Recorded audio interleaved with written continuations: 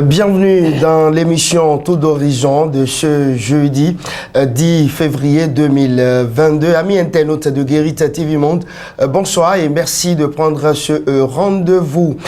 Comme chaque jour, on démarre par le bulletin d'information et c'est une présentation de Ida Assago. Nous sommes jeudi 10 février 2022. Bonsoir à tous et à toutes.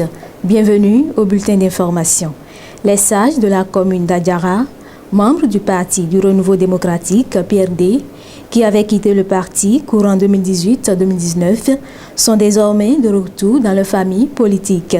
Ils l'ont fait savoir ce mercredi 9 février lors d'une rencontre tenue avec le vice-président du Haut Conseil des sages et de la réconciliation du Parti du Renouveau démocratique et en présence de plusieurs autres responsables du parti. Suivez le compte-rendu pour plus de précisions. Le rassemblement et la réconciliation de tous les militants du Parti du Renouveau démocratique, PRD, prôné par le leader charismatique du parti, lors du 5e congrès ordinaire donne déjà des fruits dans la commune d'Adjara. Ce mercredi, à la faveur d'une rencontre, les sages de la commune, qui, pour une raison ou une autre, avaient quitté le parti, sont désormais de retour dans la famille. Le PRD va suivre et je fais entièrement confiance à son président, Maître Adrien Houbedji. Tchoko, Tchoko, on a gagné. Tchoko, Tchoko, on a gagné. Tchoko, Tchoko, on a gagné, on a gagné, on a gagné. À l'initiative de Mathias Benou, ce rendez-vous politique a connu la présence des membres et responsables du Parti du Renouveau démocratique. Nos sages qui étaient partis sont revenus. Ils sont revenus en force. Je rappelle que nos sages constituent une grande force du développement d'Adjara. Les sages PSD sont les sages du développement d'Adjara. C'est eux qui font les plaidoyers, c'est eux qui font les négociations pour que Adjara ait des infrastructures socio-communautaires. C'est un jeu pour preuve que la route doit s'instruire, qui est en construction aujourd'hui. Je n'en veux pour preuve que l'électrification et l'eau potable qui a été mise dans plusieurs villages d'Adjara par le gouvernement de la rupture, c'est grâce à ces sages-là. Ces sages sont revenus. C'est une réconciliation volontaire, sans contrainte. Adjara est lancé sur la ceinture pour nous permettre de ratisser tous les bords, les abords, les sympathisants, les militants, parce qu'il n'y a pas d'autres militants à Adjara que des militants PRD. Le vice-président du Haut Conseil des sages et de la réconciliation du PRD était aussi aux côtés des sages de la commune d'Adjara. Les sages, vous avez vu comment ils sont nombreux. Sachez qu'ils sont totalement revenus. Parce qu'on a déjà commencé des activités avec eux sur le terrain. Et le mot remontada dont on parle passe par ces démarches-là. Et la remontada, c'est pour que Adjara puisse obtenir un député lors des prochaines élections législatives. Le retour des sages de la commune d'Adjara confirme déjà l'effectivité de cette remontada aux législatives de 2023. En prélude à son séminaire du 26 février prochain, le spiritualiste Maître Dao a donné une conférence de presse dans l'après-midi de ce jeudi 10 février 2022. Le dit séminaire aura pour thème « Consolidation de votre couple » et va se dérouler dans la grande salle du Hall des Arts de Cotonou. Suivez ici Maître Dao. Il y a beaucoup de choses qui se passent et le mois de février, c'est le mois le plus fort qui est beaucoup frappé par ces esprits-là. Et j'ai compris qu'il faut qu'on utilise le même mois pour détruire les mauvaises choses qui sont en train de nous hanter, nous empêcher d'avoir la paix du cœur. Ceci étant dit, j'ai fini par organiser un séminaire que j'avais fait l'année passée. J'ai voulu le répéter cette année, mais je veux le répéter quelque part où il y aura du monde pour que tout le monde puisse comprendre les béabas de la vie du couple. Le 26 prochain, à partir de 10h, au Hall des Arts de Cotonou. C'est pour ça que j'ai pris la peine d'informer d'abord le peuple quelques jours avant l'événement pour pouvoir montrer la faisabilité, la fiabilité, l'authenticité plutôt de ce que je veux faire, qui est restauration des couples, sauver les couples, sauver les relations, sauver les foyers. Parce qu'il est temps que les Béninois puissent avoir la paix du cœur dans leur foyer. Venez massivement au hall des Arts de Cotonou à partir de 10h. Mise en place va commencer déjà à 7h jusqu'à 10h mètres d'en haut que je suis. Je vais faire mon entrée. Et je commence à 10h. Je commence à 10h, je finis à 14h. Le numéro que vous contactez pour joindre Maître Dao, c'est 2 numéros. Le premier, c'est le 97 71 42 34. 97 71 42 34, ça c'est la secrétariat. Moi-même, je suis au 97 14 77 53. 97 14 77 53, l'ONG Dao. Fin de ce bulletin d'information. Shamsdine Badarou, bonne suite d'émission à vous. Une nouvelle émission sur Guérit TV Monde, le leader des web TV. Tour d'horizon. Tour d'horizon, c'est du lundi au vendredi à partir de 21h. Découvrez des rubriques telles que le bulletin d'information, l'invité du jour, la chronique du jour, le forum de discussion, la vidéo du jour et d'autres rubriques très intéressantes. Prenez le rendez-vous. Du retour du service commercial, on va retrouver la chronique du jour de Gaspard Adjamossi. Une jeunesse en perdition et en manque de repères. Une jeune fille qui se fait filmer en plein débat sexuel avec 3 hommes. C'est la vidéo qui circule depuis quelques jours sur les réseaux sociaux. En d'autres temps, cette situation allait susciter un véritable émoi dans le pays et une vague d'indignation. Hélas, ces faits sont presque devenus banals et se déroulent dans la presque indifférence des uns et des autres, hormis quelques timides condamnations.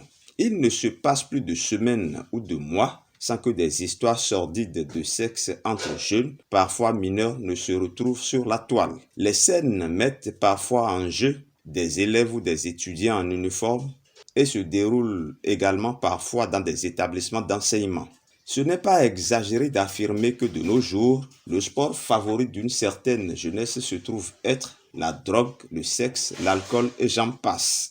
C'est à croire que certains parents ont démissionné de leur rôle ou n'ont pas pu être les guides qu'ils devraient être pour leur progéniture. C'est à croire que cette jeunesse refuse désormais d'écouter la voix et de suivre les traces des anciens.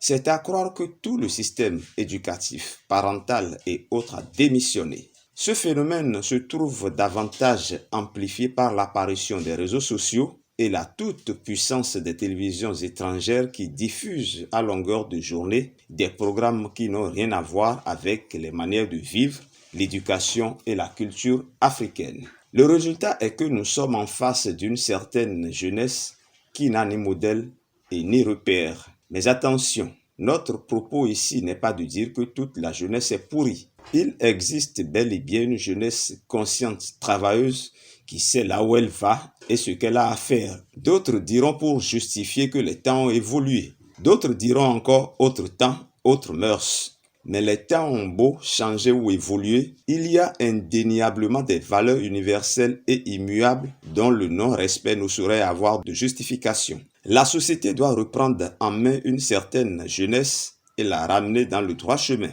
La jeunesse constitue la relève de demain et une jeunesse oisive, paresseuse et qui végète dans le vice ne saurait constituer une relève qualitative. Tout le système de formation, tout le système éducatif, tout le système familial et parental doit prendre le problème à bras-le-corps. Une partie de la jeunesse de notre pays a besoin d'être sauvée ou du moins d'être exorcisée. Une nouvelle émission sur Guérit TV Monde, le leader des web TV. Tour d'horizon. Tour d'horizon, c'est du lundi au vendredi à partir de 21h. Découvrez des rubriques telles que le bulletin d'information, l'invité du jour, la chronique du jour, le forum de discussion, la vidéo du jour et d'autres rubriques très intéressantes. Prenez le rendez-vous.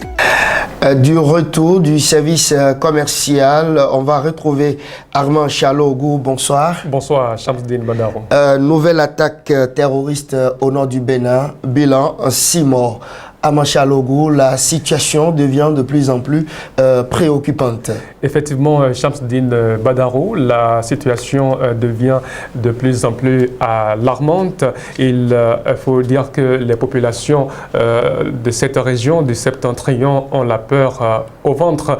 Et bien, il faut dire que depuis 2019, en mai 2019 précisément, on a commencé par enregistrer, sinon constater des mouvements terroristes au Bénin. Vous vous souvenez, Shamsuddin Badarou, 2 touristes français ont été enlevés au parc Pendjari et leur guide béninois tué. Ensuite, ces 2 touristes ont été sauvés au Burkina Faso, bien sûr, par les soldats français. Et il y a eu une trêve et les terroristes sont revenus à la charge en 2020.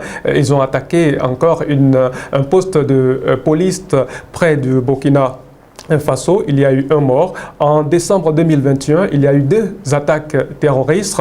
Et puis, en début de l'année 2022, l'explosion d'une mine a fait 3 morts. 3 militaires sont partis. Et ce mardi 8 février, les terroristes ont encore fait parler d'eux. Et là, 5 gardes forestiers et un élément des forces armées béninoises ont perdu la vie. Vraiment, la situation devient très inquiétante. Charles Ogoé, qu'est-ce qui peut donc expliquer ce dévolu jeté par les terroristes sur notre pays, le Bénin? Oui, Shamsuddin Badarou, certains observateurs estiment que c'est le climat politique qui règne actuellement dans le pays. Pour d'autres, c'est la situation géographique du Bénin. Vous savez, aux côtés du Bénin, il y a le Niger, le Nigeria et le Burkina Faso. On partage nos frontières avec ces pays-là. Et ces pays qui sont fragilisés par le terrorisme depuis plusieurs années. Peut-être est-ce la raison fondamentale de ce dévolu jeté sur le Bénin depuis quelques mois.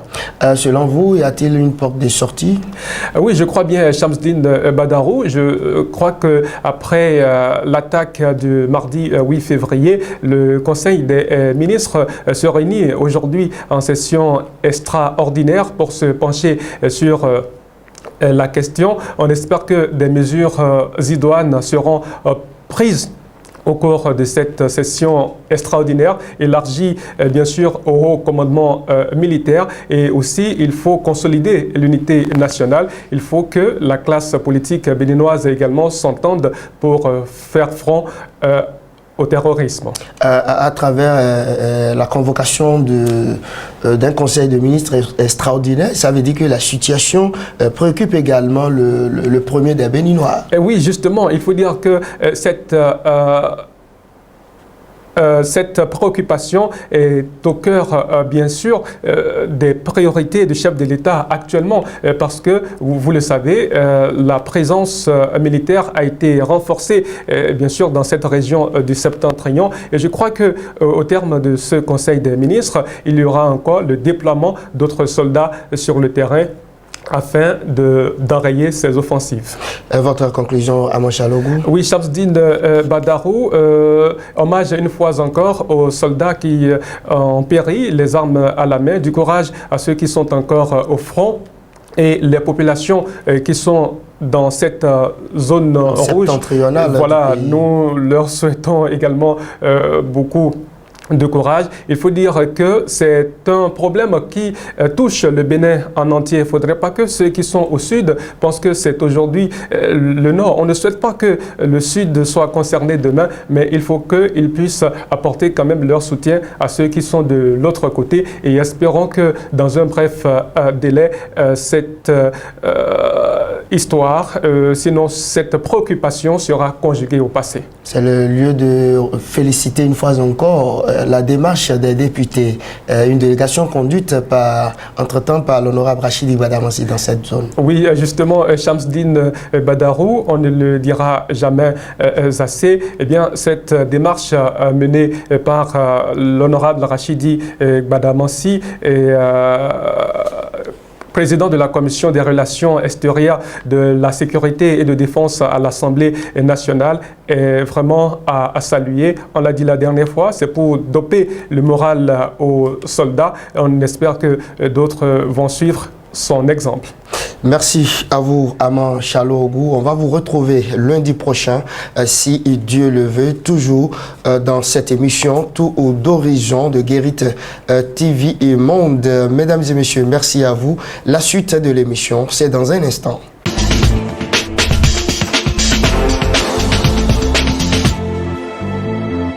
Nous allons suivre à présent la vidéo du jour.